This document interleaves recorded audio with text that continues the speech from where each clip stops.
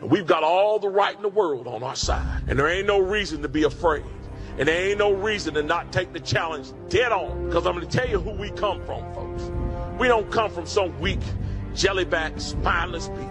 That's not who we come from.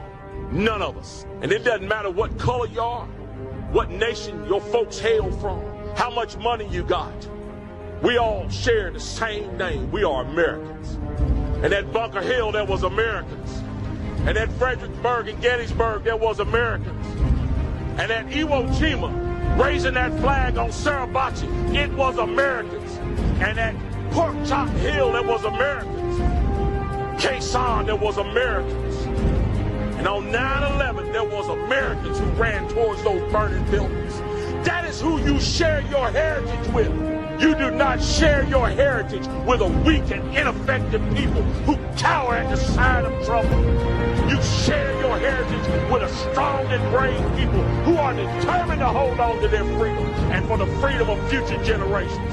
Guys, it's time for us to stand up and be that generation. It's time for us to stand strong and proud and remember who we are. That we are Americans. And as long as we stand as the vanguard of freedom in this nation, freedom will survive you. Not only survive, it will thrive. So guys, it's time to put on our packs. It's time to fix those bayonets. It's time to get ready. We got a fight on our hands. And our fight is not for us, for all those generations that's going to come behind us. Let's save America, folks. We hold these truths to be self-evident. That all men are created equal, that they are endowed by their Creator with certain unalienable rights, that among these are life, liberty, and the pursuit of happiness. Hey, folks, how's it going? Welcome to the program. I got a question for you. Are you actually actively pursuing life, liberty, and freedom?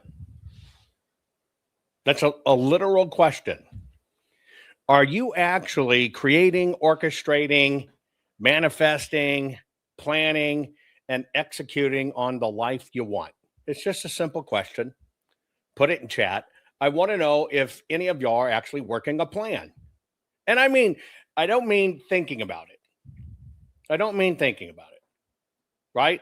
We all think about the things we should do. We all know the things we should do. And invariably, time passes and we didn't do it. And we kick our ass for it. I just want to know if you're actively engaged in a plan. Now, do you see, or are you beginning to see how, let's just say over the last 5 years, maybe participating with me here, are you beginning to see how every one of these things that are broken in our life, bad in our life, are connected? Can you finally see it's all part of a grand plan? Literally.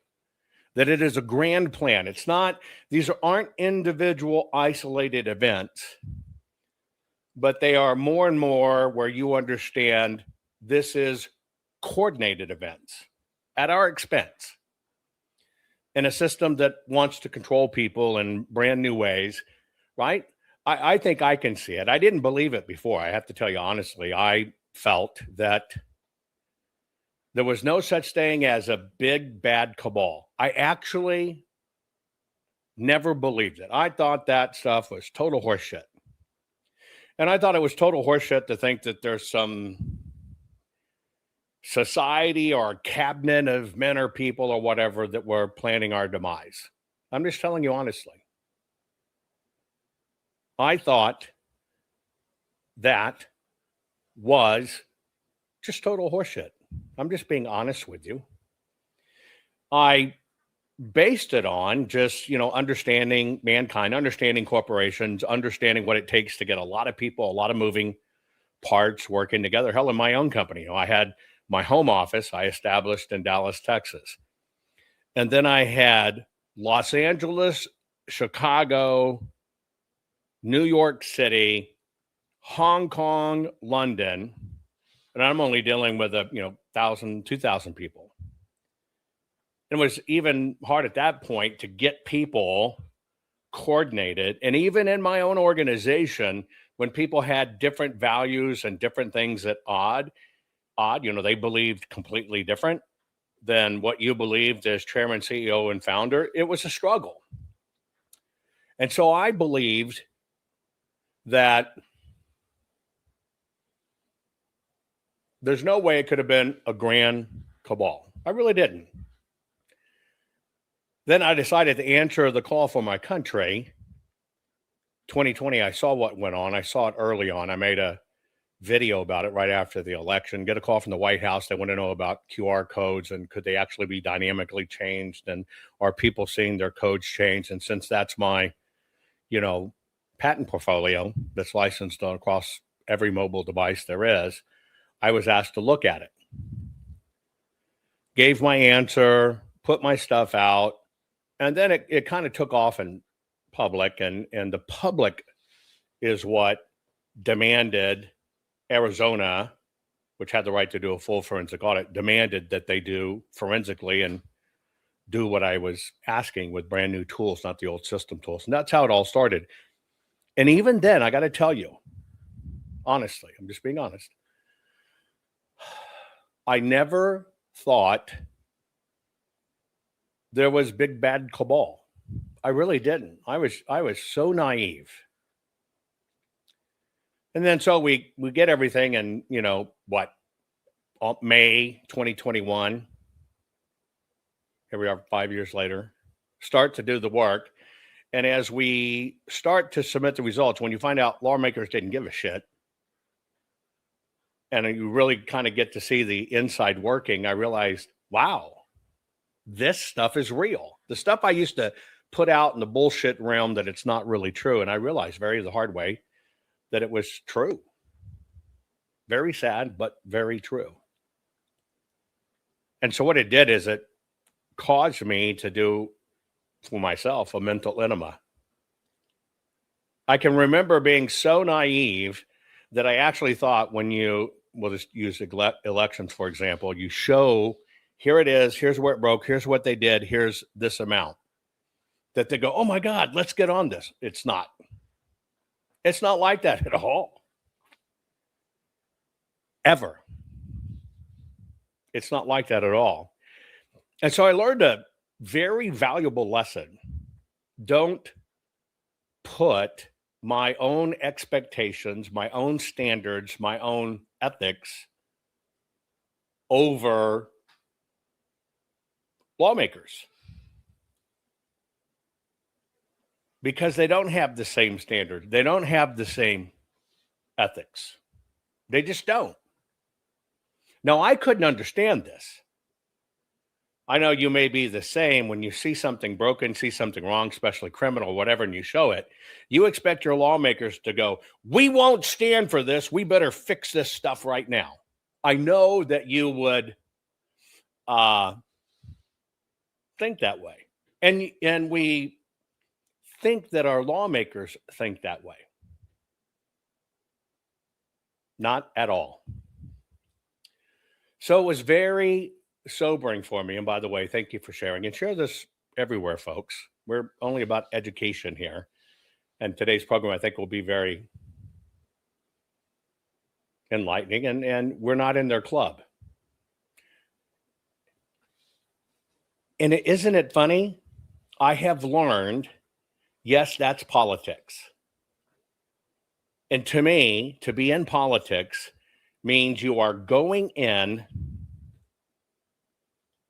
willingly to set your hard stops aside, and you are accepting soft stops or no stops at all just so you can be there. It's been very disheartening. And so for me as a human in this I kind of realized when it comes to thinking lawmakers are going to fix something, they're not. Therefore, we, all of us, are on our own. Therefore, where we must concentrate our efforts is amongst us, right? And unfortunately, I think everybody elected has a price. And it's a compromise from the start to get in. You're right. Now, in that process, I learned the only thing politicians are truly afraid of is when enough people push back. Then you can move the government. But it takes a lot of people on the same message, synchronized, doing it. That's why we see to us messaging that's synchronized and continually doing it. And you're right, we all need to unite. But I also realized if we want to change anything, all the change begins with us.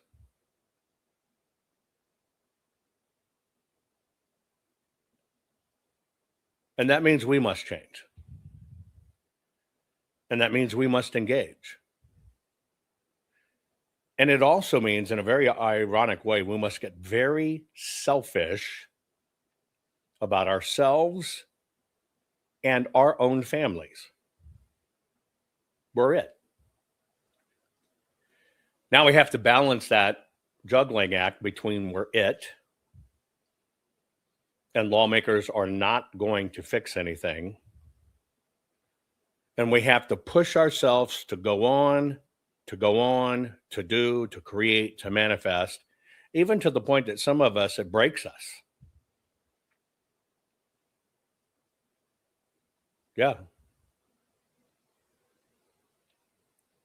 And I realize it's not about government.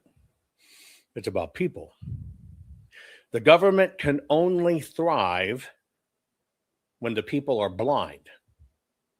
The government can only thrive when people are complacent and people don't understand the real sense. And yes, when I say selfish, I don't mean self-centered. I just mean selfish. Protect yourself. Think about yourself. I can tell you, I became obsessed with politics and why aren't they moving? And I chewed up years of my life beating my head against the wall, trying to convince people who cannot be convinced no matter what. And I'm not one to waste my time. So it is about working smarter. And even though the old adage is work smarter, not harder, we're in the time where we have to work smarter and combine that with harder if we want to change all this. So part of my commitment to you is to try to give you pieces or things that I keep track of, I see coming. Remember, my job is intellectual property predominantly. And so I have to be able to see the trends. You know, you don't invent something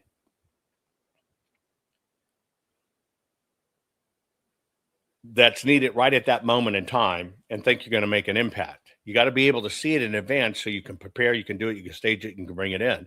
But also at the same time, it is amazing how fast our industry is changing. And when I say our industry, I just mean business and technology. I personally, when it comes to intellectual property, IP, or new product development, have never had to flex as fast as the flex is now. Business technology is developing at such a quantum light speed. I'm telling you, it's nuts, just nuts. And you're right, it's warp speed. It's even faster than warp speed. I've never experienced anything like it. Now, at the same time, AI and all this stuff, I believe greatness is coming, and I believe great corruption is coming.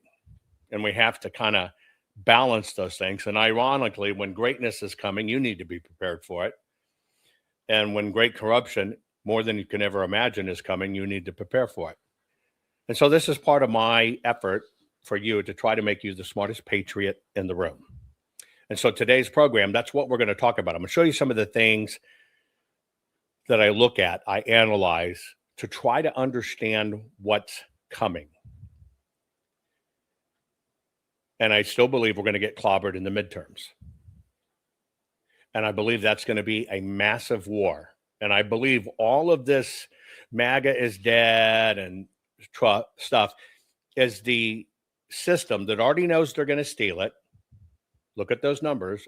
Obama had 69 million votes first time around. He was, he was the hailed messiah of the Democrat Party.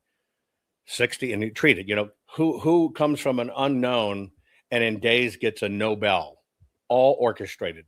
All orchestrated. Did you forget that? We didn't even know who the fuck he was. Then he gets elected and he gets a Nobel Prize. Come on. But he was the fearsome leader, the Messiah. 69 million votes, and he got 65 in his second term, which was all crap, by the way. Then Hillary, who was the anointed Messiahess, big, bad, dangerous operator, she got 65 against Trump. And then we get this Biden screw you. The screw you was planned. You know it. I know it. But Kamala came in. They want you to think she got more than Hillary and as much as Obama. But even though that our election's been over 15, 16 months, she's now over 75 million votes. The writing is on the wall if you pay attention to what's coming. And that's why the hardcore evidence that we were able to find about the criminal actions is going to be so important to history, to everything as an archive. And that's why I work so hard in that. But in this process, I'm trying to give you a heads up of don't get caught like we got caught last time. Right? You don't want to get caught with your pants down, although I'm very much for getting caught with your pants down, only in the right circumstances, but not when it comes to losing your country. By the way, today's program is brought to you by the fine folks at Gold Co. I want you to go to jovanlovesgold.com. I want you to request your free gold and silver kit today because now is the time to protect your money with gold and silver. It's that simple. And I'm telling you, digital money's coming. And there's going to be a downscaling. You're going to have no say. It's going to be the way it is. I'm not saying go take your investment monies and savings and throw it in. That is not what I'm saying. I'm saying at least get your brain fed. Make a very small move, maybe so you have some, but at least understand it. Okay? Which I want to remind you. A while back, I shared with you, some people can't invest in gold, but if you invest in your time, you can have a lot of gold. And I kind of talked about how to do it, how to still get land at $30 an acre, et cetera, and do stuff. You have received an email. You're going to have to check your spam folder, et cetera. But everybody who sent me an email directly to me with that tagline gold, you got to reply. And you have to answer a group of questions so we understand how best to help you. But if you don't go look and you don't reply, you're going to get left out. So make sure you check your email for that. You sent me an email. All I ask you to do is send me an email with the reference line gold that will help you walk you through the process and help you do it. You got an email back from me saying, okay, here are the questions you need to answer so we know what to do. If that hasn't shown up in your email, let me know, but it's probably in your spam folder, etc. But if you don't reply and you don't take the time to do it and you put it off again, you're just going to be left behind. Okay, so go find that. Now today, we're going to do an interesting look at our farming. And oh, by the way, when it comes to the gold thing, you're going to fill out the questionnaire so we know where you are. Then we're going to schedule a large Zoom that you can join. I'll do two versions of it, 2 different times so people can choose. And you can ask your questions and I will answer your questions. And then the rest is left up to you. Today's program, we're going to talk about in a very new future, parents or grandparents are going to be telling their grandbabies, well, once upon a time, we had these things called farms. You might not believe it, but it is coming. Okay, I'm going to give you a quick break, right? To let your friends and family know, and then we're going to go on an interesting ride. Share this right now. Rennie Good was a gifted soul. A writer and a poet and a mother, wow. She tried to hit an agent with her car, oh no! Pop, motherfucker, now she's gone! Yeah! Being a fucking liberal is a mental disease. Blue-hair and fuckables with the septum ring. You are not a hero, you're a fucking disease! You fuck around and find out it's what it is!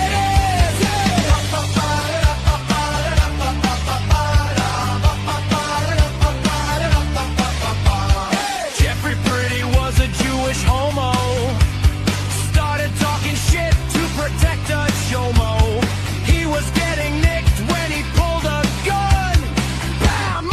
motherfucker, now you're gone. Yeah, yeah, yeah. Being a fucking liberal is a mental disease. Blue-haired fuckables with a septum ring. You are not a hero, you're a fucking disease.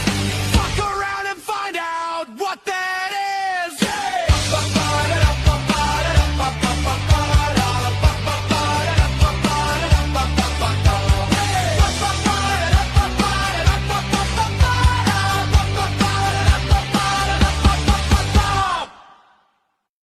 Exposing the ancient secrets of royalty to grow giant fruit in small spaces. You won't believe how easy it is. Hey there, fellow gardeners. Have you heard about Jovan Hutton Pulitzer's new blockbuster book, Ancient Secret for Growing Giant Fruit in Small Spaces? It's taking Amazon by storm. This isn't just any gardening book. We're talking about ancient methods once reserved for kings and queens, now revealed to the world. Yes, you heard right. Royal secrets for your backyard. Struggling with limited space? No problem. This book teaches you groundbreaking techniques to grow enormous, luscious fruits, even in the smallest of spaces. Imagine tricking fruit trees to bear fruit in months, not years, and growing produce up to 100% larger than what you find in stores. Sounds like magic, right? Pulitzer dives deep into history, uncovering how nobility ensured bountiful harvests. Now, these time-tested secrets are yours to transform your home garden into a paradise fit for royalty. Warning. The following program has been rated Gilligaff and is intended for open-minded audiences. If the truth offends you, or if you are allergic to focused intensity, intellectual athleticism, or the occasional F-bomb or even irreverent humor, please switch off now. If your delicate sensibilities need to be worried about or addressed, might we recommend the Underwater Basket Weaving channel to you? Otherwise, sit back, enjoy the wisdom, insight, and wicked sense of humor. Cut the crap. How many times a day do you want to say that to politicians, the elite, the loony liberals, the fake news media, and the gender-confused, emotional socialist snowflake crowd? Cut the crap is your secret weapon for fighting for our freedoms and our great republic. It all begins with a massive mental enema, freeing you from the toxic news and politically correct views, which constipate your consciousness with stinking thinking. Your host, Jovan Hutton Pulitzer. He's known for calling out politicians and telling them to cut the crap. You've seen him on virtually every television network and listened to him on Coast to Coast Radio. And now he's here to help you learn to fight for America. Culture, race, and American politics. They all have one thing in common. They all need to cut the crap. Now, here's your host, Jovan Hutton Pulitzer.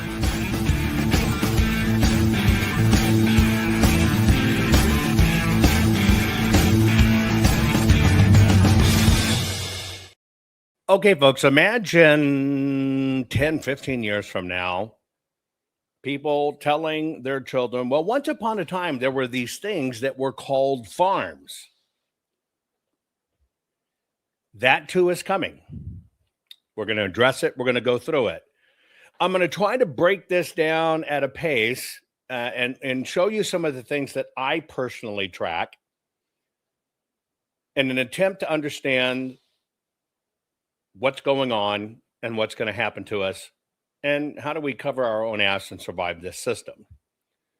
I am all big for getting off the tit, the government tit, that is. When I think about my life,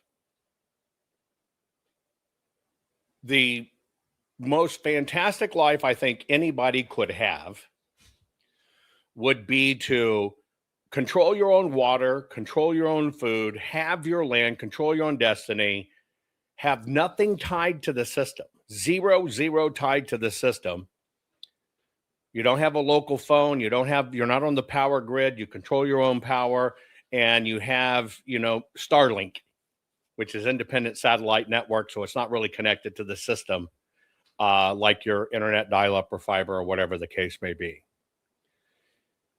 I do believe that we have to get as far away from the system as we can.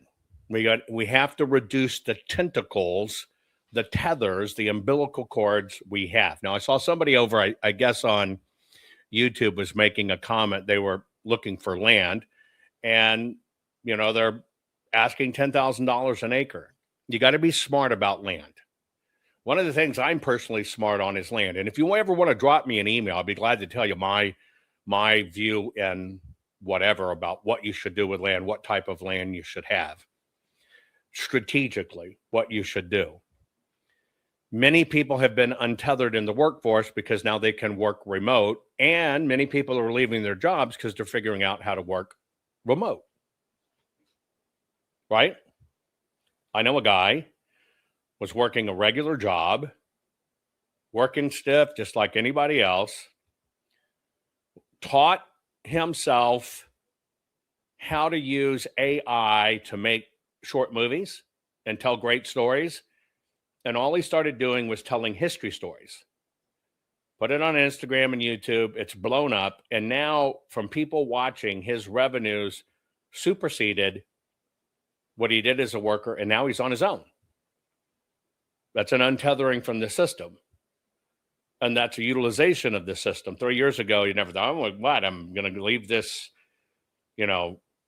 machinery job and I'm going to learn how to make short movies with artificial intelligence. Where it's there, it can literally be done. Right? And so that AI stuff can be both good and bad and whatever. You can know anything, you can do anything if you understand how to apply it. I want to show you some of the people that are actually trying to buck this trend of farms going away. And farming does not and was never like you thought it was, where you got to go out and get hundreds of acres or do whatever. You only get hundreds of acres or thousands of acres or whatever because you want to push people further back from your boundaries. You do not need it to survive. Right? Quarter acre, which is about a family home lot, will forever take care of your family if you understand how to do it. Okay, so don't always think it's big ass acres and land or whatever the case, etc. Right? Not that, because it's much simpler. I want to show you some of the people who have walked away. Now, this one girl you'll like to look at her. She was a super high-end model. You'll recognize it when you see her. And she said, screw this, I'm walking away. Now, she and her husband are totally self-sufficient, have bought their land, paid for their land. She no longer participates in that system, and she makes her living through her land and by helping people online understand it. She's one of the people that has realized what's going on and why we have to escape the system. The system needs you more than you need the system. Once you can provide your own food, water, energy, and shelter, I'm sorry. I should have prepared you for what the new generation of farmers look like. The system needs you more than you need the system. Once you can provide your own food, water, energy, and shelter, you become very difficult to control. And systems built on dependency hate independent people. Hello, cows! Where are my frogs at today? Oh, there they are.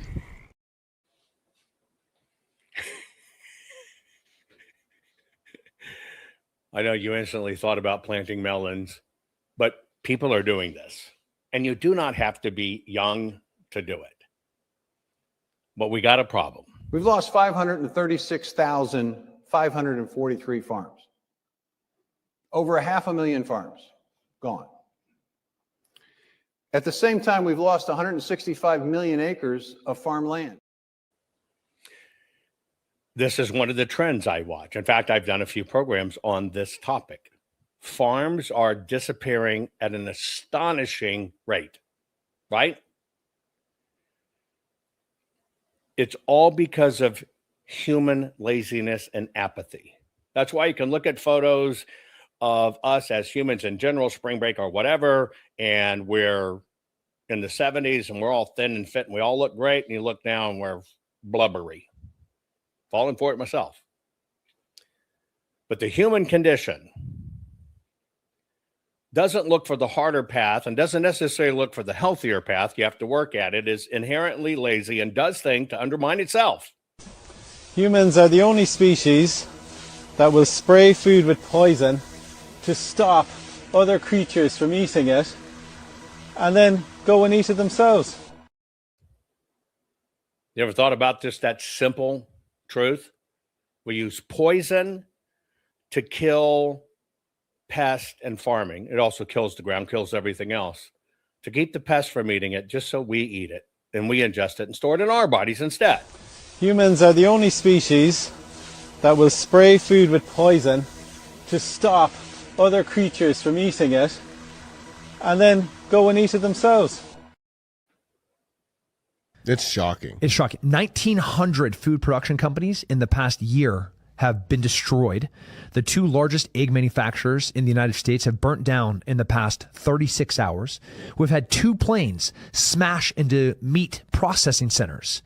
And the only commonality amongst all of them are these 2 things. They make food for Americans, and it's on American land.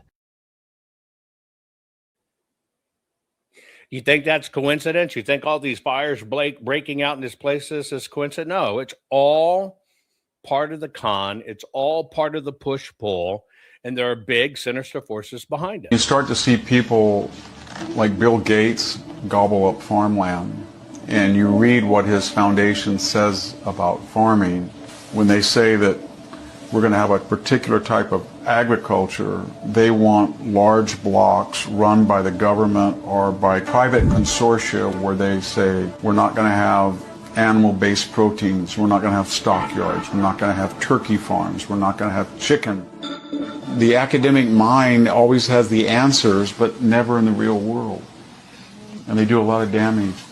Everywhere you look, small and medium-sized farms being gobbled up by these corporate mega farms because they can't keep up anymore. They can't comply with these endless streams of regulations that are coming down. We're seeing that in China now, where these giant mechanized corporate big government controlled mega farms are displacing all these little small family farms that families have been farming for hundreds of years, in some cases longer. They're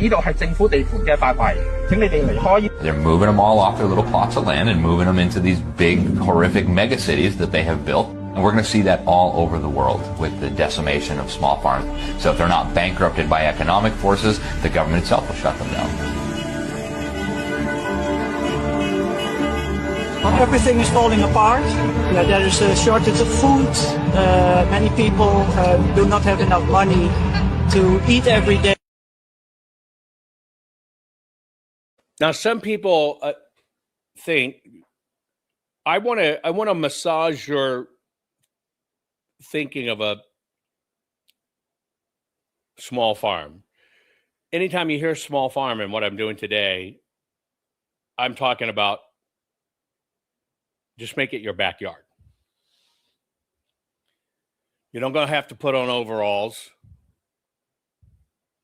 unless you wanted to, and you look good in overalls. You don't have to do any of that.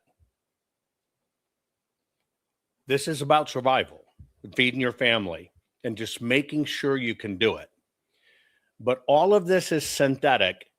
It's moving in lockstep with the flood of illegals. It's moving in lockstep with the rise of Islam.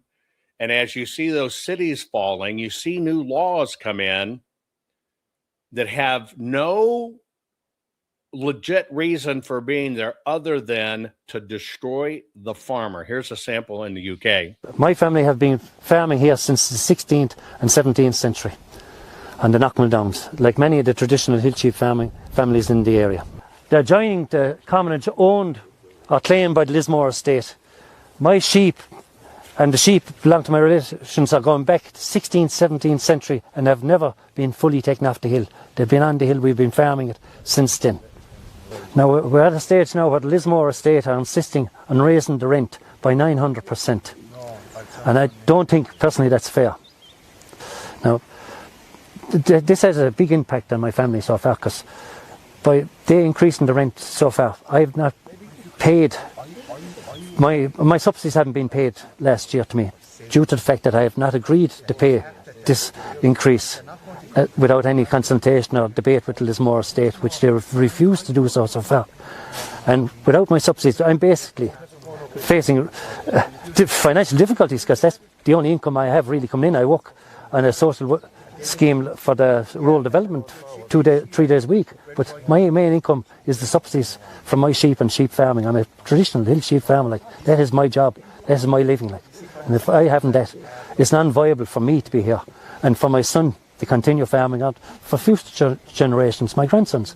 I don't see any future out here from, or any of the young lads to be farming in these hills.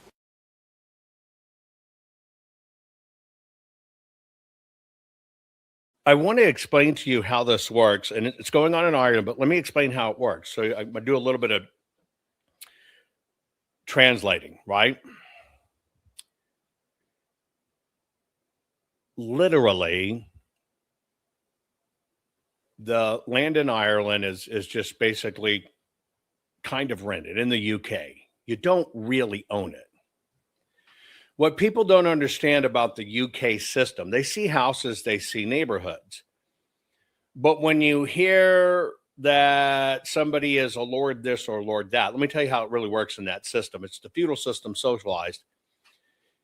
The Crown's family will own a large swath of land. It is their land. You are allowed to build a house on it, which you pay for, but you do not own the land. They don't give a crap if you go away, because if you die and go out of the system, the house is there. Now, when you're farming, and you're farming the land or herding the land, don't think of it like the U.S. You take your animal, you take it down and selling, you've made your money. It all runs through the estate. All the subsidies for farming, you know, the monies they'll get for farmers, goes to the estate, not the farmer. So this estate and building their big wealth, because it goes on their books, they're the ones actually getting the subsidies, not the farmer. Now, in this case, what he's saying is they're going to raise what we pay in rental of the land 900%. But at the same time, he says, I'm not getting my subsidies. He's just saying his check from the estate, which would normally he'd be getting. They're withholding my subsidies because I haven't agreed to pay the 900% increase, which they have the right to do. Therefore, they can personally bankrupt him. That's it. Pay or else. That's what's going to happen in the digital economy if you do stuff the system doesn't like. It's already been perfected. Pay or else. So imagine putting everything, your cost, into the land. Yeah, you get subsidies. You're doing it all. Your family's, like you said, been there since the 16th century doing it. And then they decide, nope, which is part of getting rid of farms, it's going to be 900% more. It's unjust. Changes your whole financial scope. Many will take down, but the way they force you to do it is you're not going to get your subsidies, which he basically told you, I haven't, paid him in over a year. I'm fighting it. Well, he hasn't been getting his subsidies either, which means he's getting nothing. That's the squeeze down. That squeeze down is being practiced everywhere. It's part of why the system tells you what they're going to do. You'll eat bugs and you'll like it. Well, they just forget the second sentence. When Klaus and them say you'll eat bugs and you'll like it, they're saying you'll like it because you're no longer trying to eat rocks which break your teeth. So you're going to end up eating our bugs instead.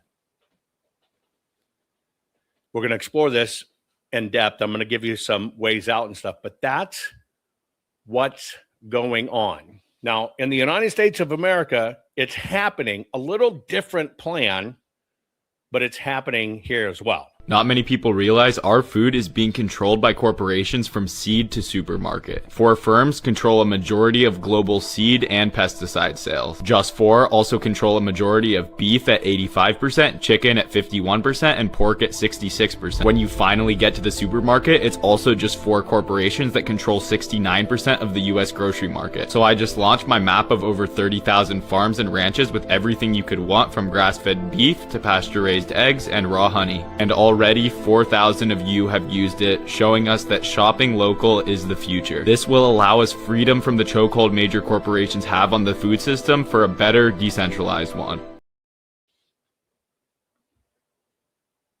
We have to escape. Now, I know you're asking questions. Vernon asked, do we really own our land in the U.S.? You're paying property taxes. Some states are trying to eliminate property taxes, which I think they should. Other states are going to ramp them up because they want control of the land. They don't care if you leave. They get everything left over. They're going to get money anyway. They're going to sell your house, get it for back taxes, and have somebody else come in and they still got their revenue stream. However, there are ways on those property taxes and stuff to make things go away and make sure no matter what, the government can't take it. I'll talk about those some other time that can be done, but they just don't really want a lot of people understanding how to do that. But it absolutely 100% can be done. But 4 corporations are doing that to us. Now, what we're facing right now, you might not connect with everything that's going on. But I want you to understand, 5 years ago, something very interesting happened. And in order to get these farms, the single largest manufacturer of fertilizers, right? Single largest manufacturer of fertilizers buttoned up. This was a consolidation play. What you also don't understand is farmers in system, when they get bailout loans, they are forced to adopt new ways. And a lot of those ways include, you're going to use these fertilizers. You got to make sure you use these fertilizers on your land. And by the way, every year for those fertilizers, they're called inputs, $375 an acre every year. And they've got to use them. That's just the fertilizer inputs. That's how the system's trapped and capturing. We've got a situation which most people aren't paying attention to, that I want you to pay attention to what you're going to be taught here. This is going to happen. I am totally against fertilizers. Do not use them. Do not need them. We don't need them. They're killing our land. You just got to get smarter on it and understand how to do it, which you can, and you can grow your own soil. But pay attention. I don't want to scare you, but food prices are about to skyrocket. I hope I'm wrong, but I think that in the next 1 to 3 months, we could see food prices rise as much as 50% or more. So while everyone is watching the war, gas prices, and the stock market, almost no one is talking about the fact that 30% of the world's fertilizer supply is produced by the UAE, Saudi Arabia, and Qatar. Fertilizer, if you didn't know, is made from petrochemicals, the same natural gas that moves through the Strait of Hormuz. With shipping through that region now heavily disrupted, fertilizer prices are rising. One report has already said that fertilizer prices are up 77%. And as we head into spring, the growing season, farmers are now being forced to pay significantly more. This means higher cost to grow food, which usually leads to lower crop yields and higher prices at the grocery store. We saw this back in 2022. Remember when egg prices doubled after Russia invaded Ukraine? Well, that was just one country disrupting one major supply route. Right now, Iran is attacking 4 Gulf states simultaneously, and the Strait of Hormuz sits at the center of the most important global shipping corridors. The government is obviously aware of this, but I'm guessing they don't want people panicking at the grocery stores before it actually hits. So the impact's only going to get greater. We do have to go what we're going through and eradicate what's funding terrorism. Everything's connected. It's all part of the plan, period. Diana, love you big time too. Thank you. Have a safe trip. But you understand what I'm saying. We're going to get caught in this. For a very long time, I have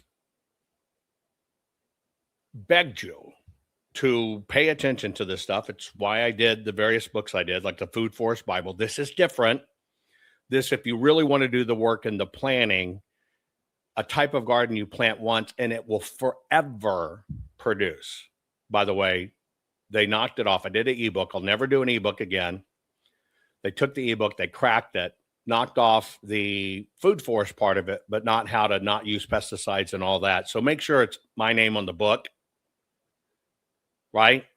Other ones are a book. You think you're buying food for us, you get it. They talk a little bit about it and say, well, here's why you got to stop eating meat, and here's why you got to do this, and don't fall for that. Now, I've taught you to do that for a long-term garden. I've taught you to do it in fruits, and I've done even shorter models for you, no-dig gardening, and some of this is you can do in a 20-foot space, only to try to help you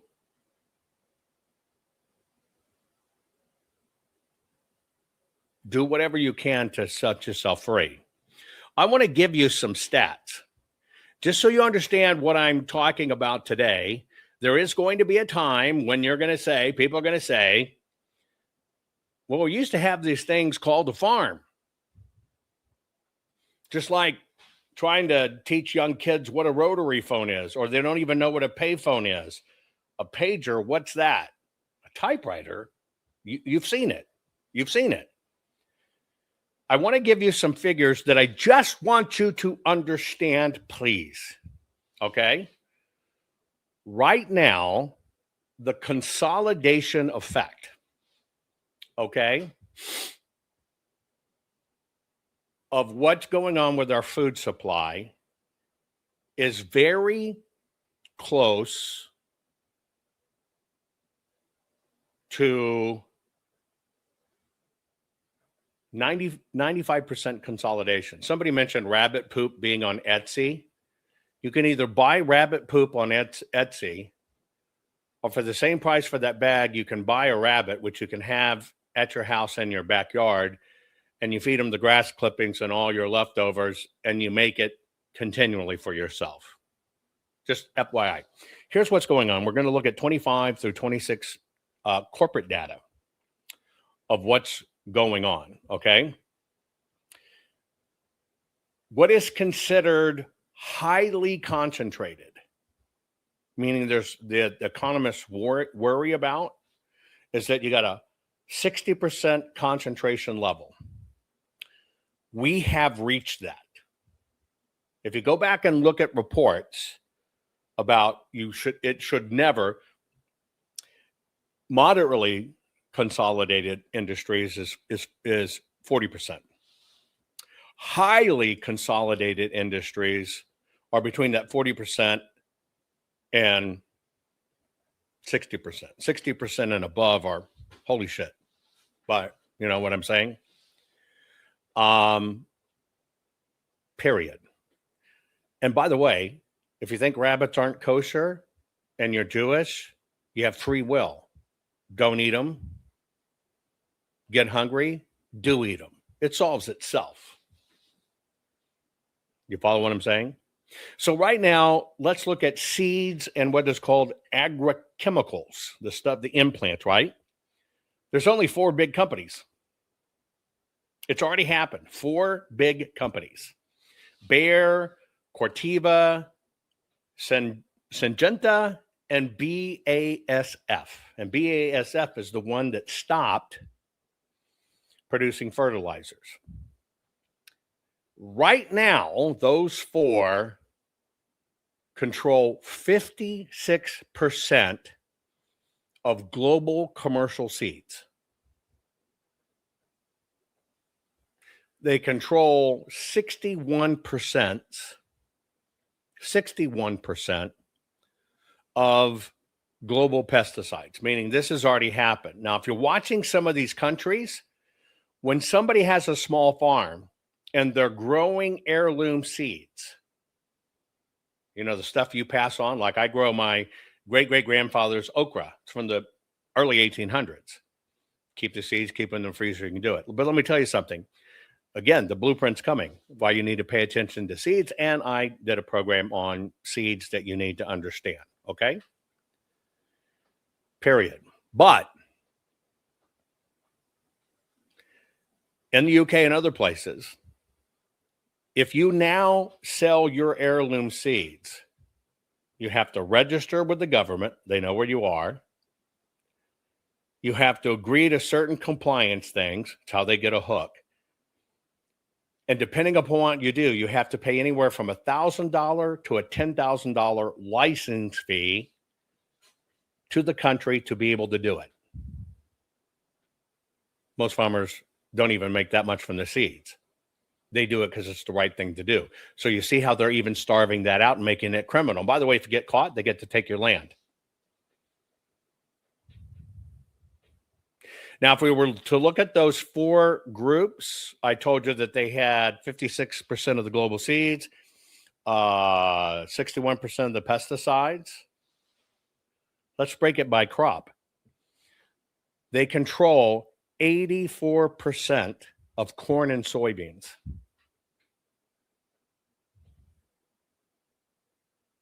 Already. I told you 40% consolidation is when the economic alarms start going. They already control 84% of corn and soybeans. They control 78% of cotton. That's your clothes and everything. You understand it? It's already consolidated.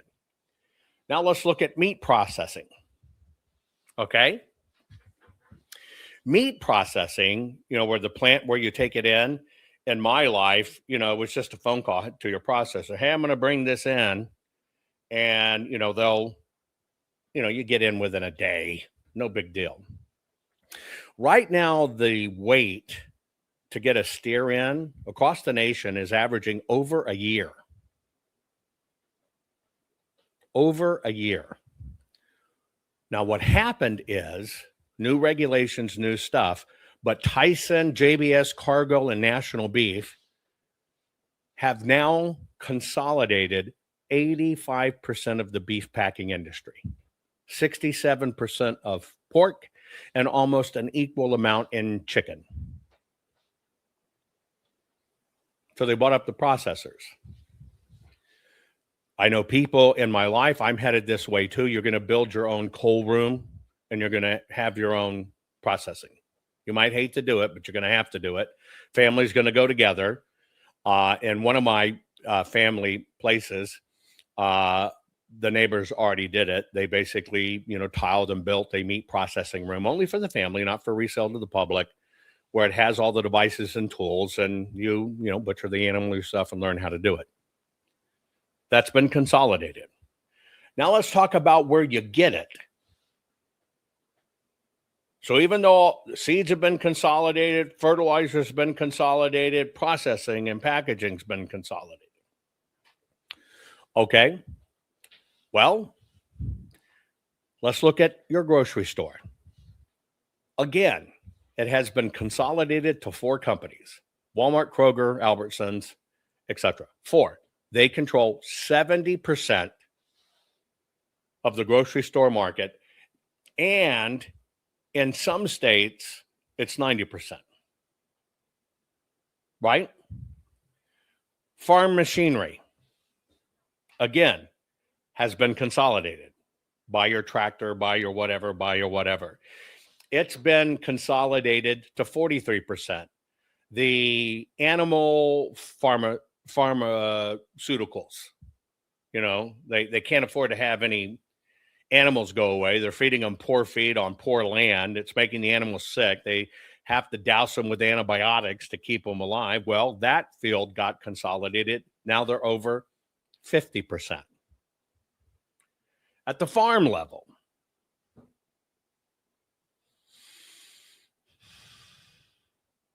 right? At the farm level. What's going on right now is this is the last grand consolidation. Technically, now you got to forget all these contracts and stuff. Okay? You got to forget all the contracts where they have to use certain pesticides, they have to use certain chemicals, etc. But now what they're focusing on is what you would colloquially call the family farm. Okay? Right now, there's still a pretty large concentration of family farms that are selling into the system. They're relying on subsidies. If you're not able to sell your corn because something's going on, which by the way, Bush Obama did with ethanol, that was only to suck up the corn supply. And it drove feed prices through the roof. You do understand that. There is no benefit to ethanol in our fuel products. In fact, it destroys your engines, your rings, your soft pieces in your engines. But the Bush-Obama combination, oh, it's green and we're going to save the planet, we can grow our fuel. Well, they forced ethanol, which actually destroys your engine. But what they did is they sucked up the corn supply. Corn prices had to double. Okay? Last year alone, 2025, we lost over 15,000 farms. 15,000 farms gone. Okay? So it is estimated that that last part of grand consolidation will probably happen, and I'm only talking about the USA this time. That last part of the grand consolidation is underway right now. The math and the science show that that consolidation will be complete in as little as 5 years. The longest it will take to consolidate is 15 years. So it might happen as fast as 5, but it's guaranteed to happen by 15. And at that time, our system on all levels of production will be fully controlled. Those are the stats. You need to understand it. That's why I keep on saying you have got to do the end round. You got to take care of yourself. You have to take care of yourself. Right? Couple of chickens will give you all the eggs you need. You have to take care of yourself. You do understand if everything went to hell in a handbasket, if you had 2 or 3 chickens, you would still be able to eat and survive and take care of yourself and produce food. Even if you ate only eggs, you're going to be totally fine. You understand that, right? But this is what they don't want. This is what they don't want to happen. This is why I do what I do. Now let's go back in time and let's look at this grocery store segment, and then I'm going to show you some other videos and we'll be done. There were mercantiles, think Little House on the Prairie. There were always mercantiles, you know, where you got your cloth and where you got your nails and where you got stuff like that. There was always that. Those were the people that would specialize in things that you needed to run, right, your farm.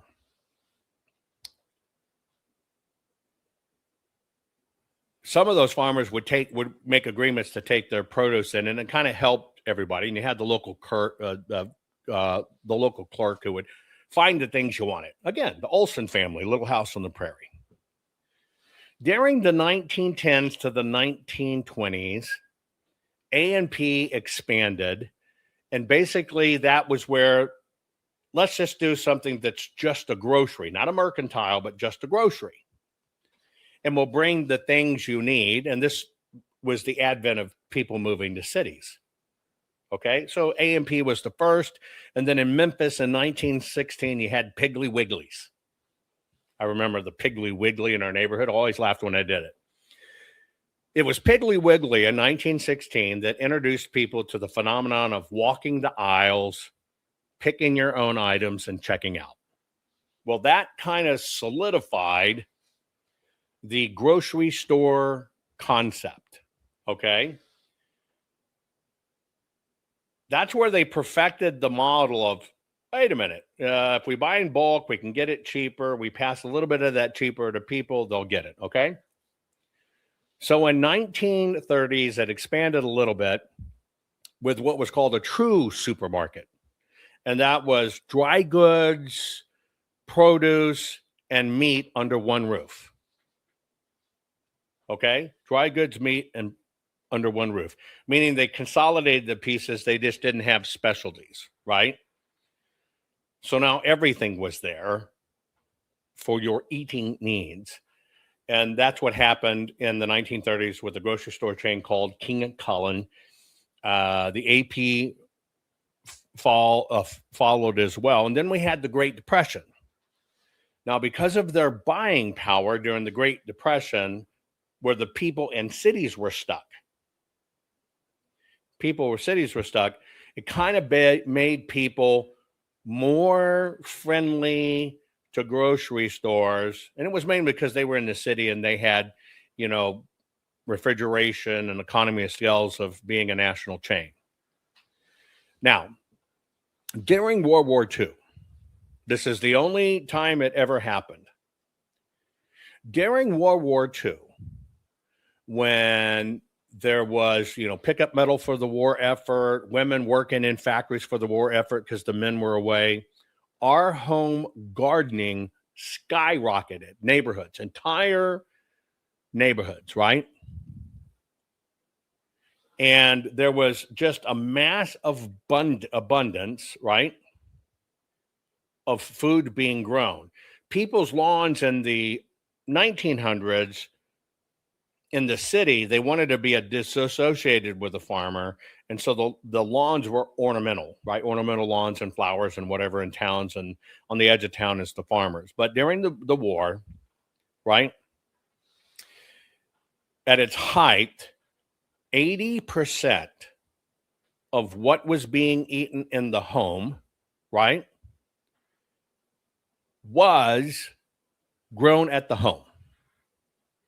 So we actually experience this resurgence in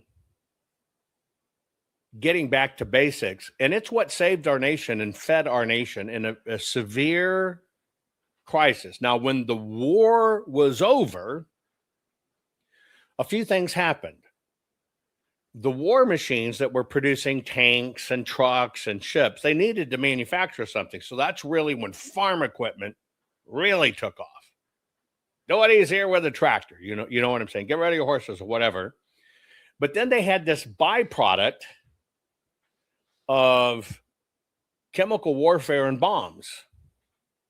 They had this byproduct left over. What was it?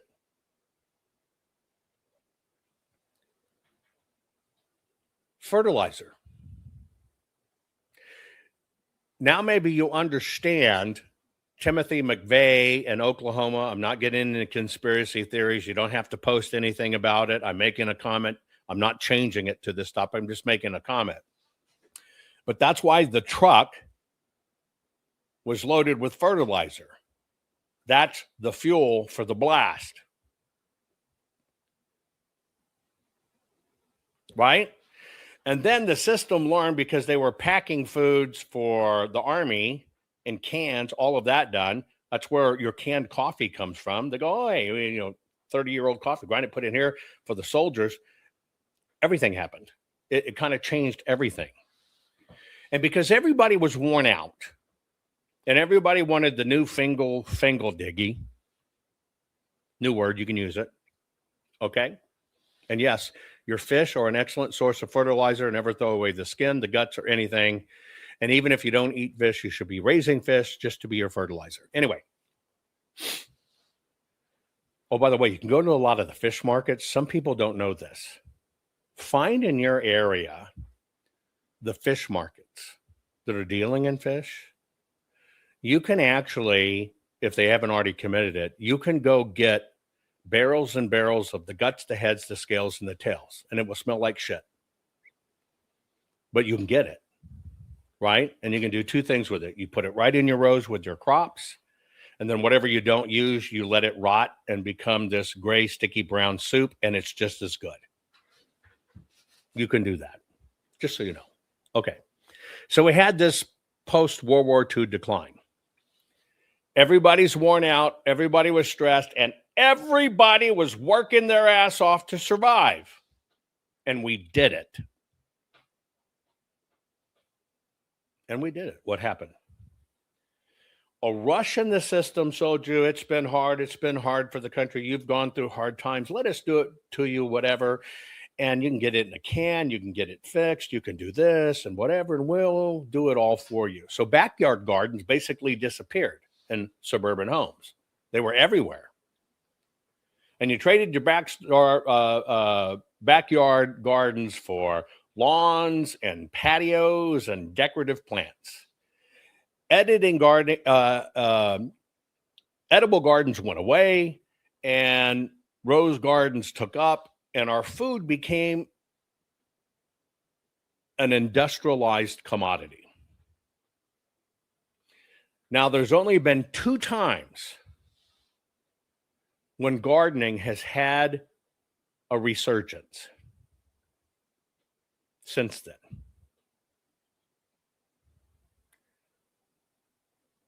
The 2008 recession and the 2020 pandemic. But see, the problem is people only learn when shit hits the fan. Period. When shit hits the fan. Because the system has taught you some things, which I'm going to show you a video in a second. You got to understand what the system has also done to hook people on food, to stay in the grocery stores, and to let us grow it for you. It also happened at the government level because what they did, please understand this. Did you grow up where your school had a kitchen and a kitchen staff? I did. I loved the kitchen workers. Where they actually prepared foods. Now, kitchens have kind of gone away, and now they have can openers and microwaves. They've taken it all out of the schools. But what they've done is they've taught generations of kids to rely on, want, and crave highly processed foods. Now, what you don't understand, most people never really do the connection. Remember how I told you they controlled 86% of corn and all this other stuff? The processed foods are made from those various conglomerates that control all of that. Almost everything you get in the box or can form that way is exclusively the subsidized stocks. Now, since they're subsidized, that cost is reflected in lower raw material cost.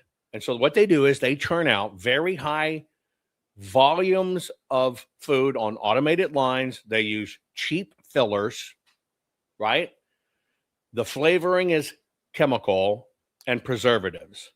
Now, they did this to create economies of scale because it's subsidized, because it became so cheap. You look at it and go, well, shit, I can buy it cheaper than I can grow it. Along with our laziness, that hurt us.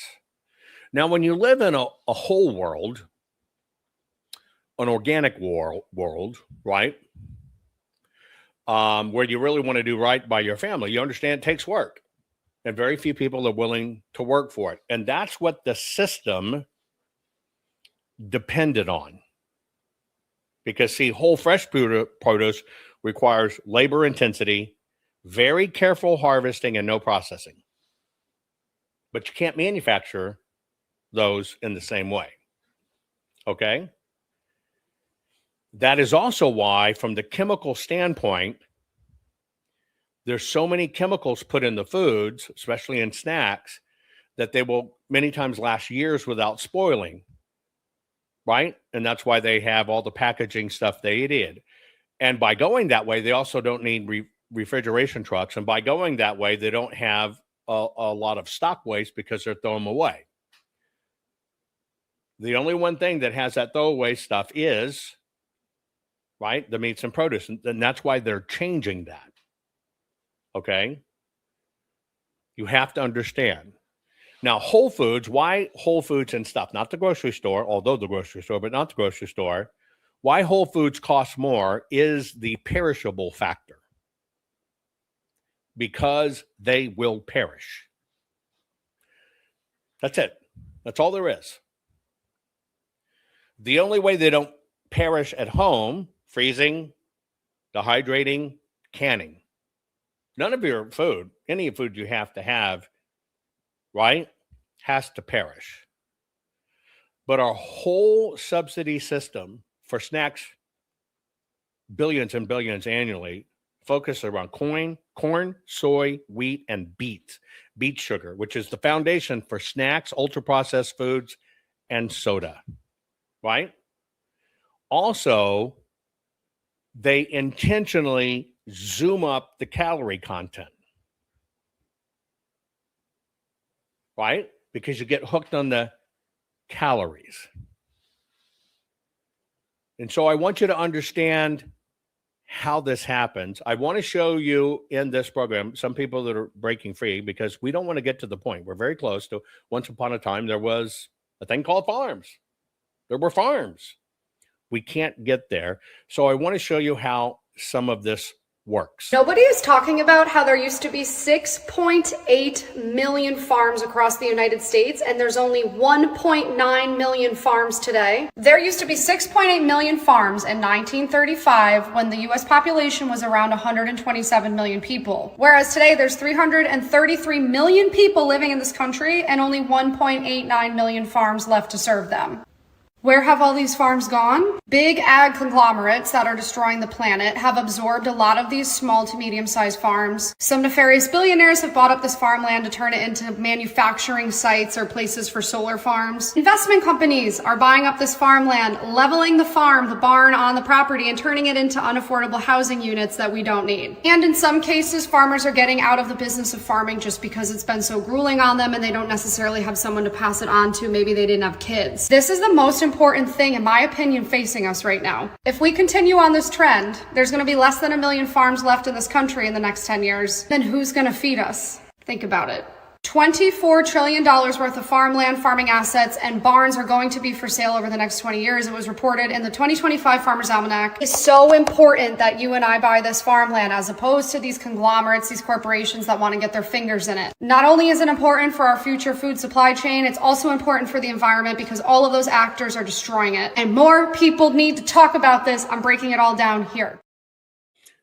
That's part of why I do what I do, to make you the smartest patriot in the room. I also want to let you know something that is evilly going on in foreign countries. Because in foreign countries, they have massive, massive, massive olive orchards, which is where we get olive oil, which is the best oil, not the oil you get addicted to, the oil that's healthy. They're now going in, buying the olive land. You know, an olive tree can produce 100 plus years. Take a long to grow. They're a very dense tree, take a long to grow and produce. They're buying up the olive land and then going out and ripping out the trees just to keep us on seed oils. That's another thing that's happening under the radar. They're running around buying up the olive orchards so they can keep you using toxic machine oil. It's happening. It's sad, but it's happening. Since 1980, the cost of soda, which is a corn product, has gone down 7%, and the cost of fresh produce, which we don't subsidize, has gone up 40%. There's a great experiment. You should try it sometime. Take $1 into the supermarket and just look for calories. Where can you get the most calories for $1? It's a really interesting exercise. You will find that if you go to the snack food aisles, you can get about 1,200 calories for your $1. But if you go to the produce section, you can only get about 250 in carrots or broccoli or something like that. Same with liquids. You can get 700 calories of soda for your $1 versus 150 calories of orange juice. You see how it works? It's totally how it works. Now, what you got to do is you got to try to, I'm going to give you a few alternatives right now that are kind of bridging things, right? And you're right. Evil never rest. Evil never rest. Evil's goal is to control you, and it feeds off your misery. Okay? It feeds off your misery. So I'm going to give you a few things. I'm going to show you what it means to eat local. I'm going to show you what it means to take control of yourself. And I'm going to show you a bridging technique that you might consider. Did you notice there's no flies, there's no smell? These are unvaccinated, unmedicated, no pharmaceuticals, none of that. In this episode, I sit down with farmer Joel Salatin. He and his family... Yeah, they found when they didn't give farm animals factory food stuff and all the other things that they say you got to give your pigs and chickens, it's an interesting thing. There aren't flies and a lot of the smell goes away. Did you notice there's no flies, there's no smell? These are unvaccinated, unmedicated, no pharmaceuticals, none of that. In this episode, I sit down with farmer Joel Salatin. He and his family own Polyface Farms, and he's the author of 17 books, including Everything I Want to Do is Illegal. I want to add something to this as you watch this. One of the trends is you start a farm. You learn to grow things, and then you bring other people in to teach them. So it means, and some of these people have little tiny homes, little cabins or whatever. And basically, it's like a farming vacation. Instead of going to the beach, you're going to go to a farm, and you're going to learn to grow food, how food's made or whatever. It's a very rapid growing trend. Okay? It's a combination between recreation, farming, and whatever. And by the way, it's a great way to pay for your own farm. It's like a B&B, but it sits on your farm. And when they come there, they're farming with you. States like Oregon, etc., have begun to outlaw that. They've begun to outlaw destination farms. Now, I want you to think about that. Somebody's own land, they're growing, you're going to eat whole foods, you're going to stay in a little cabin or something, you're going to learn something, doesn't affect anything else, but they're making it illegal to have one of those. I want you to think about that. Did you notice there's no flies, there's no smell? These are unvaccinated, unmedicated, no pharmaceuticals, none of that. In this episode, I sit down with farmer Joel Salatin. He and his family own Polyface Farms, and he's the author of 17 books, including Everything I Want to Do is Illegal, War Stories from the Local Food Front. You can't have a porta potty, so now you're at $50,000 to put in a certified septic system in order to have a kitchen that passes compliance. Salatin believes that what America desperately needs is a food emancipation proclamation, which basically says you and I can engage in a food transaction without the government's permission. In my lifetime, I have watched this erosion of farmer access to retail dollars. Meanwhile, we're seeing farmers go out of business hand over fist. The average farmer is now 60 years old. So in the next 15 years, half of all America's agriculture equity is going to change hands. The question is it all going to go to Vanguard, BlackRock, Bill Gates, the Chinese? This is American Thought Leaders, and I'm Yanya Kellick. It's coming. They're doing everything they can to stop it. I think people, when I do this and I say, you better take control of your food. You better learn how to plant, regular garden, long-term gardens, fruit, and whatever. You better learn how to do this because it's coming. And it's like people don't believe me. But I'm only giving you a tip inside my world that I watch. Remember, I'm a futurist. Think about what I do. I'm inventing patents that are for the future of what's going to happen and be in the middle of it. It's how I think. And I don't think people take it seriously enough. Seriously enough. By the way, any of my books, you make sure my name's on there because they will copy the shit out of my stuff. I mean, look at this. There's the Food Forest Bible. Look at that. This ancient knowledge never existed before, put together in encyclopedia, how to, easy to understand, great photo styles. But let me tell you what happens with people. This is a full color book. This is the hardbound. Okay. With the type of paper, so you can take this outside. It's visually driven so you can understand it. And I don't want you flipping back and forth in a book because you don't have the time to do it. So if a certain plan is needed for a certain thing, for a certain chapter, it appears in multiple chapters, but it's all driven by plans, by techniques, by everything. It costs a lot to produce a book like this anymore. And if everything goes to hell in a handbasket, it ain't popping up on your iPad or your phone because they're not going to work. But how bad and corrupt the system is, right? There you go. They will copy it. These are opportunists, will copy it, call it the same thing, put it out for a fraction of the cost, deliver you a lesser product, hoping you don't know the difference. I learned my lesson on this one. People say, well, I read ebooks. I did not want to release an ebook. I released only the hardbound first. This is a massive book, right? And it's all about the plans and how to do it and the plans and everything else. I give it to you all, right? You can see how other people did theirs. I show you all kinds of techniques so you can just kind of understand other stuff, right? The system, the pirates of the system rape this stuff, give you crap. But I did. I tell you, I had a thing. I heard people say, well, I only read ebooks. I don't do hard books. I don't do that. I like ebooks. So I did an ebook. And the moment I did ebooks, bang, it was copied. So I don't do that anymore.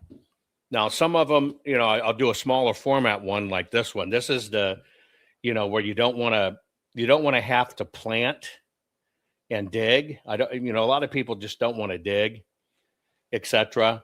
And so for what I call the laziness factor, I'm trying to find a particular shot here. I go through layering everything you do, which builds your compost, builds your soil, everything else.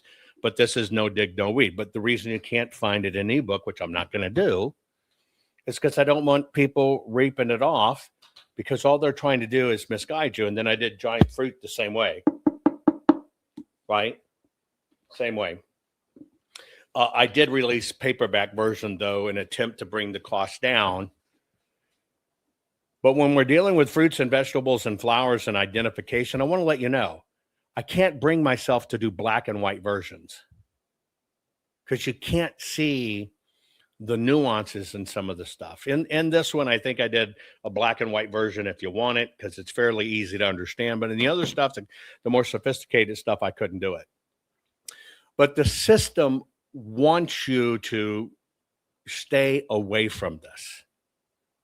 The system wants you to stay away from it. So now you kind of understand what's going on. Here's what one family grows in their little spit of land. Here's what it looks like to grow and preserve all of our own produce for a family of 6 on 5.5 acres of land. I focus heavily on root veggies. I grew around 400 pounds of white potatoes and sweet potatoes, approximately 200 onions, and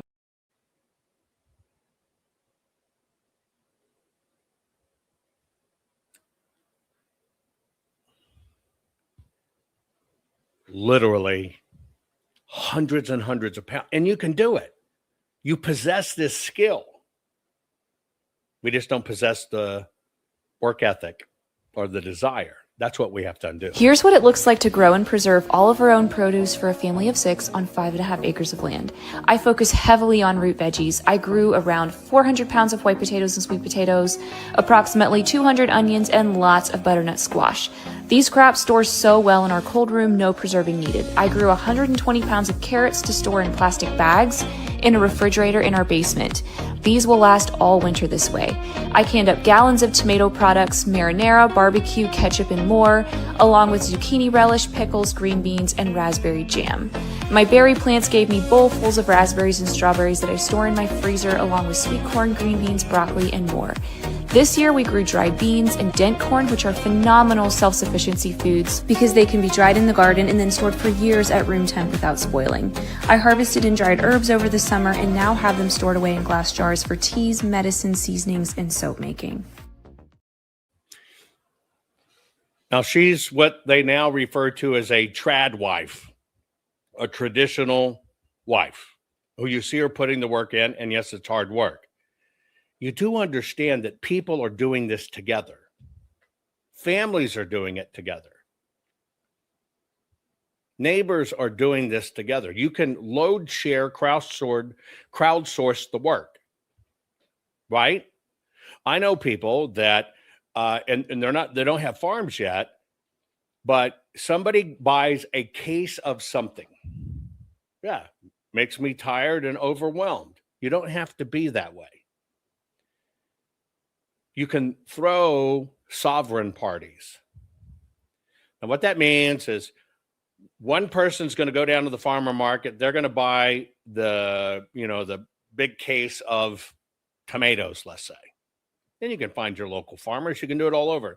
One's going to buy a case of yams. One's going to buy a case of green beans. One's going to buy a whatever, right? And people get together, right? People get together. And as they're sharing food, they're cutting and they're canning, and everybody pitches in, and it all goes its separate way. It's a canning party.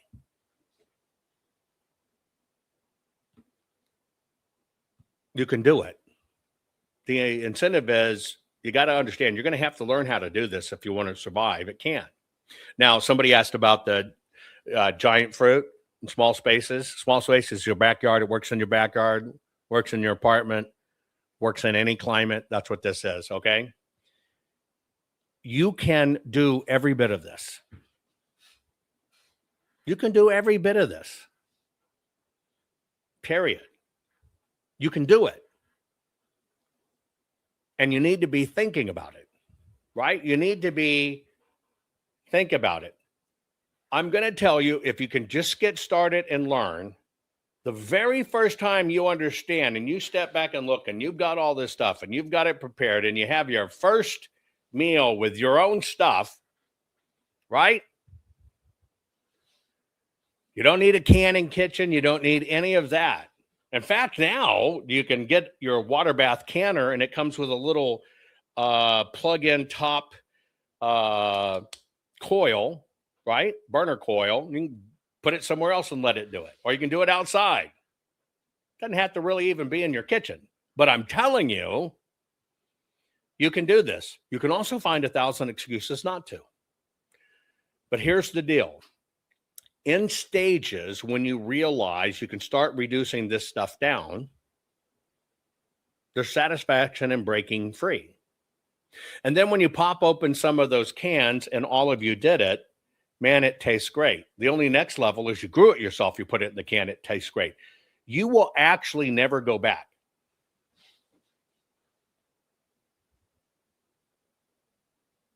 It's the truth. You will feel like you've come home. Regular food, even stuff you get in a restaurant or you just buy it in the store, will begin to taste like the crap it is, because it is crap. But see, here's the deal. People don't care enough about it. But just the peace of mind that you're connected and doing it is big. And when you realize how much you untether yourself from the grocery store, there's even satisfaction in it and you, and your bills actually go down because you're actually not buying a lot of bullshit. If you don't want to grow, you can learn to do things locally too. At this point, food prep isn't a nice to have item. In fact, during wartime, you kind of feel stupid not doing it. Unfortunately, most people who stock emergency food make all the same mistakes. They buy it, they shove it in a closet, and they forget about it until it expires. And then you're throwing it away. That's not a food supply, you just donated it to the trash can. Here's a few tips on how to actually rotate food through your pantry so it doesn't go bad and you always have an emergency stash. The first thing is don't separate your emergency food from your normal food. Keep it in the same place. In fact, your pantry is your emergency storage supply system. Buy what you already eat and make sure you add a few of the staples like rice, beans, canned protein, oats, and peanut butter. Then, as you go about your life, always use the oldest items first and make sure you replace it on your next trip. Think about it like a savings account. If you eat one, maybe replace it with two. And eventually, over time, that'll give you a 30, 60, 90-day buffer of emergency food supplies. This principle is very simple. It's just eat what you store and store what you eat. Write it down. And the second tip is along the same path. Basically, the new cans go to the back of the shelf. So as you buy them, put them in the back, move the older cans forward. Grocery stores do this every single day. It's called first in, first out, or FIFO. And if billion-dollar companies use it to keep their food from going bad and keep their profits up, you should too. Number 3, write the purchase date on every single item you buy. 15 seconds with a permanent marker the day you bring it home takes all the stress out of remembering when you bought it and when it's going to expire. 4th, make a scheduled time to check your pantry. Check it every few months. Pick a Saturday and just walk through your pantry. Pull anything that's going to go bad in the next 60 days and use it that week, and then replace it on your next grocery trip. That way you guarantee that nothing is spoiling and nothing's going bad and your money is not getting wasted. That's it.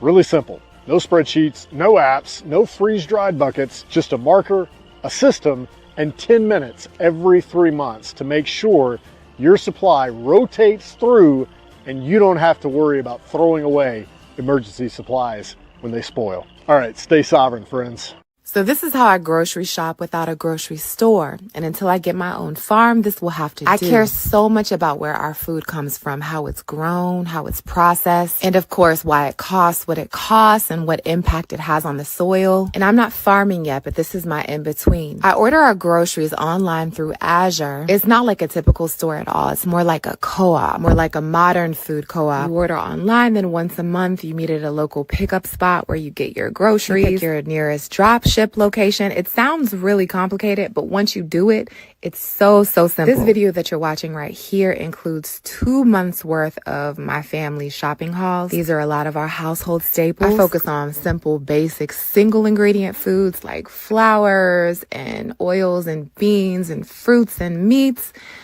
All of those things. With these single ingredient foods, I make our food from scratch as much as possible. Juices, smoothies, baked goods, breads, stews, everything. I'm trying to figure out a more accessible way that I can break these videos down and show you exactly what I'm cooking, how I use all these ingredients, of course, what it costs, because I know that's very helpful. A lot of the items are a bargain compared to big stores, but then other items cost more up front, but they're way higher quality. So it ends up holding more value, and a lot of times they last way longer. But all these foods are organic. Many of them are regenerative. It's good for the soil. It's good for your body. This food is like medicine. So I can't make this video and not acknowledge the fact that healthy food is not accessible to all.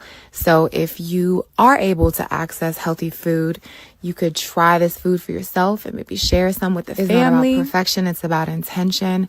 But if you have the means, please share. So until I have land, soil, and a farm of my own, this is how we grocery shop, and hopefully it's helpful to you. If you want to try Azure for yourself, then all you have to do is just comment food, and I'll send you a whole link with instructions to break everything down for you.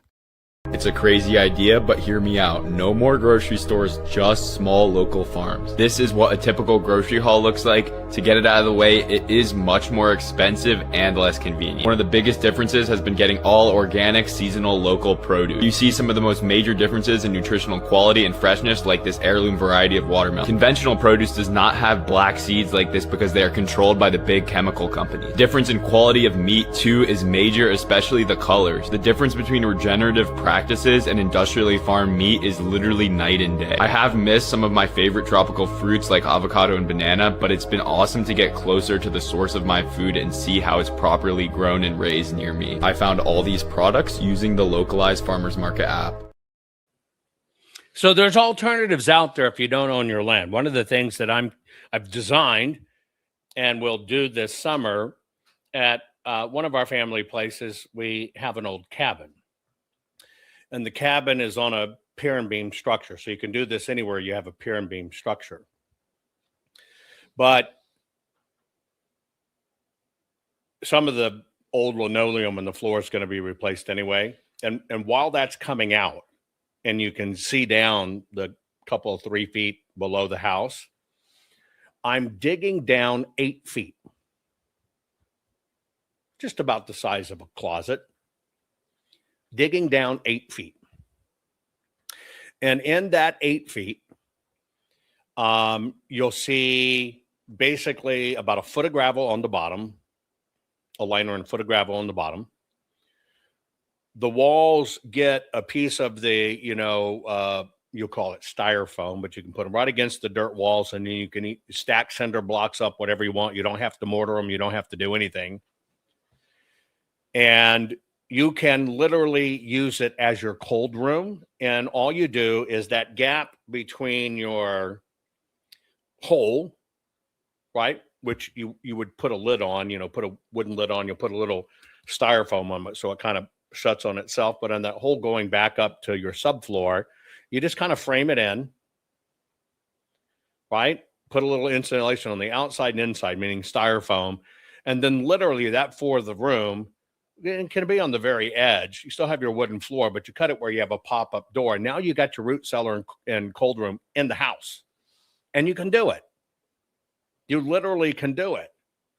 I know people that are taking extra rooms or whatever, a section of the garage, and turning them into cold rooms or turning them into prep rooms. You can literally, if you want, right, take that unused room, split it in half, and have a cold, dry room on one half, and on the other half, you can have a walk-in freezer. There's nothing that prevents you from doing it. And both of those are less than the cost to do on your own, less than the cost of even buying a new freezer fridge combo. And you can do it. And then you got all the space in the world, but you can do it. That's the key. You can do it. We're rapidly coming to the point that once upon a time, there were these things called farms. I just want you to think about it. I want you to do what it takes to set yourself free. Nobody's going to do it for you. Nobody. But it is coming. It is going to happen. And you have to cut yourself free. You need to get your children involved. You need to get your grandchildren involved, because getting them involved will set them free. I consider this a duty. I consider it an obligation to remain sovereign, to do it. But you can. If you are willing to, you can do it. Nothing stops you. Thank you for tuning in. I hope you appreciate this update on this particular topic. Share this program. Get sovereign. Love you. Bye. This crazy world is telling you your sons can be daughters and your daughters can be your sons. When will the madness stop? Never. So you have to decide, will you comply or defy? They tell us all, you will own nothing, eat bugs, and be happy. Is this why America's largest food processing plants and food supply plants keep burning down? Do you really think this is a coincidence? Of course not. The system is telling us right to our faces what they have planned for us. You have a choice. Comply or simply defy their plan for us all. Defy the system's plan and execute your own plan. Abundant, safe, secure natural food supply. Introducing the Food Forest Bible. This bestseller by Jovan Hutton Pulitzer is the single most complete, executable, easy-to-follow plan for sustainable, self-managing food production for self-sufficiency and food security. For the first time ever, a coffee table, heirloom quality full color book which unlocks the ancient secrets of creating a food forest. Imagine planting in a way which requires no digging, no pesticides, and creates massive ancient food abundance. No fooling. Food forests are the ancient secret to planning and planting once. And have your own Garden of Eden, which will feed your families for decade after decade. Buck the system. Buck the New World Order and order your very own copy of Jovan Hutton Pulitzer's Food Forest Bible. Learn how to create a sustainable, self-managing, natural food production for self-sufficiency and food security for your family. Side yard, small yard, backyard, backlot, or even lots of acres, the Food Forest Bible works for everyone. Order on Amazon, hardcover, softcover, or ebook. Don't comply. Expertly defy the system.